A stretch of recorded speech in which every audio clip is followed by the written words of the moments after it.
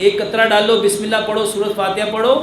آپ نے اکثر دیکھا ہوگا وہ یہاں ناف سے ایک دھاگا ناپتے ہیں اور جس سائڈ پہ ہوتا ہے دوسری سائڈ سے پاؤں پہ کچھ مارتے ہیں۔ میرے محترم بھائی یہ گیس ہوتی ہے، تو آپ نے کیا کرنا ہے، آپ ایک گلاس پانی لو،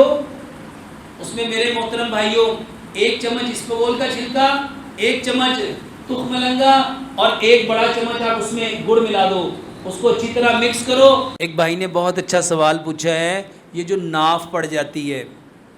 یہ جو ناف پڑ جاتی ہے اس کی وجہ کیا ہے؟ میرے محترم بھائی اور بہنوں، جب ہم ایسے کھانے کھاتے ہیں جو کیمیکل والے ہیں،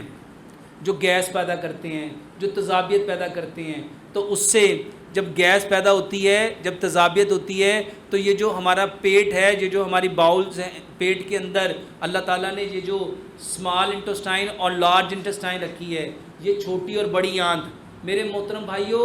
اگر آپ میں سے کسی کو ناف ہے، اس کا سب سے آسان طریقہ یہ ہے، کھانا کھانے سے آدھا گھنٹہ پہلے پانی پیو، کھانا کھانے کے 1.5 گھنٹہ بعد پانی پیو، ایک لقمے کو 32 بار چباؤ، رات کو سونے سے پہلے اپنی ناف میں 7 قطرے سرسوں کا تیل ڈالو، ایک قطرہ ڈالو، بسم اللہ پڑھو، سورۃ فاتحہ پڑھو۔ آپ نے اکثر دیکھا ہوگا وہ یہاں ناف سے ایک دھاگا ناپتے ہیں اور جس سائڈ پہ ہوتا ہے دوسری سائڈ سے پاؤں پہ کچھ مارتے ہیں۔ میرے محترم بھائی یہ گیس ہوتی ہے،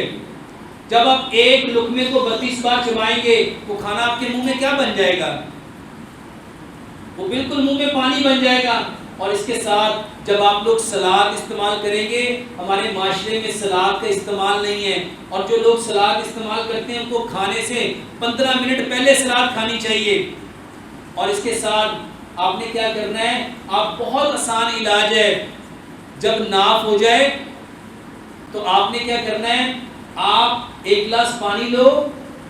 اس میں میرے محترم بھائیوں ایک چمچ اسپغول کا چھلکا، ایک چمچ تخم لنگا اور ایک بڑا چمچ آپ اس میں گڑ ملا دو، اس کو اچھی طرح مکس کرو اور یہ پیشنٹ کو پلاؤ۔ یہ بہترین علاج ہے۔